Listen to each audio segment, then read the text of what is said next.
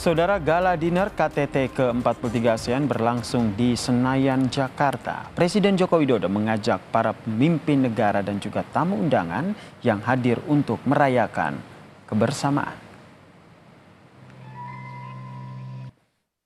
Presiden Joko Widodo malam ini menjamu para pemimpin negara ASEAN, negara mitra, dan organisasi internasional serta tamu undangan dalam gala dinner konferensi tingkat tinggi ke-43 ASEAN. Jamuan makan malam yang diselenggarakan di Hutan Kota GBK Jakarta berlangsung sejak pukul 20.00 waktu Indonesia Barat. Nuansa batik mewarnai busana para pemimpin negara ASEAN yang hadir dalam jamuan makan malam KTT ke-43 ASEAN.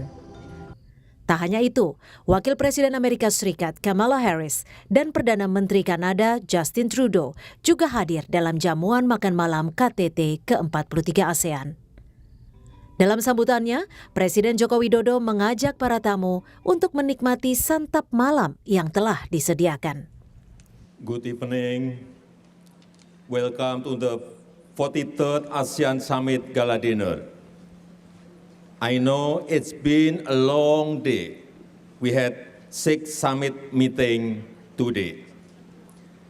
But now, let us enjoy this evening and celebrate our togetherness.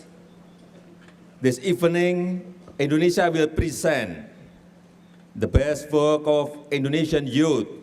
So, please sit back, relax, and enjoy. Thank you. Dikutip dari laman Sekretariat Kabinet RI, Chef Arnold Purnomo menjadi salah satu chef yang menyiapkan sajian kuliner untuk para tamu negara tersebut. Tema Nusantara on the Forest menjadi inspirasi untuk setiap hidangan pada malam ini. Masakan khas Indonesia dengan rasa otentik diharapkan mampu memberikan rasa baru bagi para tamu negara yang hadir.